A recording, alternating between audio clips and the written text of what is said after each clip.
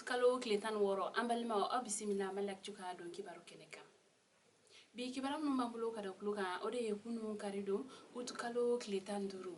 sira banga katra do kera Senegal mali mobli bolla do fe ni o kera sababu ye ma chama ko dimbonela anina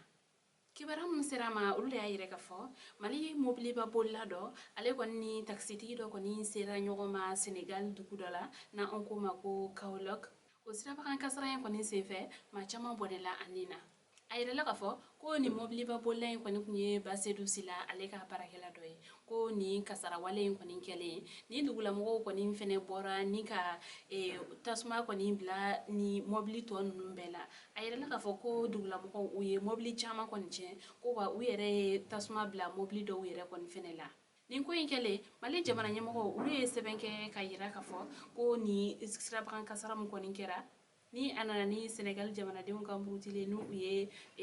mali de ulu ko ni ka bolma fen ko ni chaman che ko mali yere ko ni fene ko no yanno ko do yere ko ni fene willa ni gata Senegal ka ulu yere ko ni fene ga mobli do che wi ko seben ko ni konala wi hala nyini malde fe ale ni Senegal ka fe ko bela jelen ko ni ka hakili sigi ni ko nunu ka laje jinyama jolena ko sabla ko teriya sira ni balmaya sira be Senegal ni Mali che ko o madame ne bila ko jamana nyemoko ulu ko ni bena sege sege lu ko ni buloda wala sa cuka amna ni sira bakan kasara yin kera cuka amna obseka fese fese ngabe wakati mine iko sisan kibara fola do woni ayira na kafo ko ni taxi tigi ko ni ko apme sira do ko ni kan ko ani mobli tigi do ko ni sira nyokoma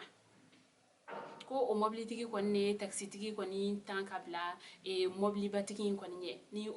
ni ayire la ka fo ko malien do ko meka o mobli mbul o ko ni kele malien ale ko ni ka mobli fene nana yele taxi tigi ko ni ka taxi kani mo ko ni be wo kono uli bonela unina nga ni kibara en ko ni o bololo sanfe kuma e nga kibara jonjo mana soro ala amboda okluka kibara ware mbambulo kada okluka o de defu damne la mali kono bi so madaina Kaula dona ka fo mali premier ministre ni oye Dr Shogal Kokala Maiga ale koni willa ka se Bamako ye base a Kalansubala ni ka defu damneli ka okloba karke premier ministre ale ya yire ka fo ko mali chamanche fanga nyema colonel Asmin Goita ko ogoni ka chikando ko kala se kalande konima ko ulu koni ka la nyine kalande pela jelembe se ka examen nunu soro choko hamna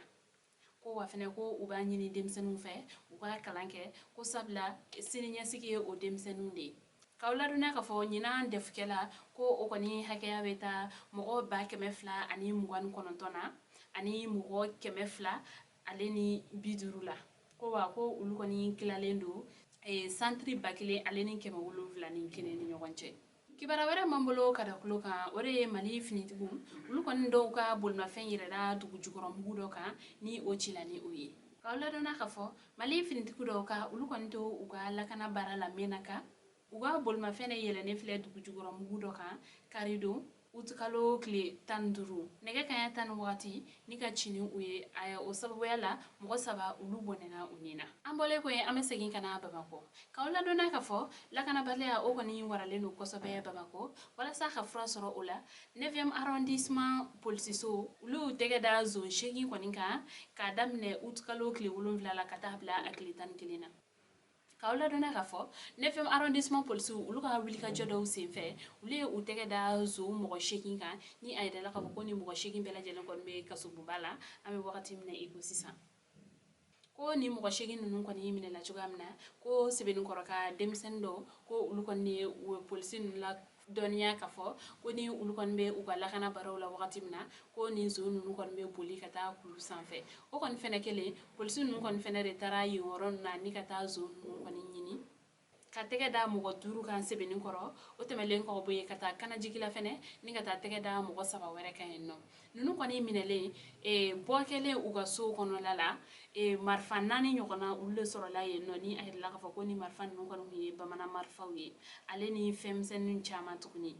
nga 9e arrondissement commissaire ale koni ni ka ko bla criblo mo ko koni ka boloka ko soni u ga jugement koni che nunu kon me Bamako kaso boba kono en no folo alibi police ulka wele kan do kan yasi ndugude umbela jelema u ka fara u kan ka barajugukɛlaw ka olu kɔni ko fɔ walasa cogoya min na dugudenw olu yɛrɛ kɔni bɛ se ka lakana olu polisiw fɛnɛ ka baaraw bɛ se ka nɔgɔya u bolo cogoya min na an balimaw ni ne kun ye aw ka bi donkubaro ye ka da aw kulo kan ani ce aw ka kulumajɔ la aw kan bɛɛ a ɲɔgɔnna wɛrɛ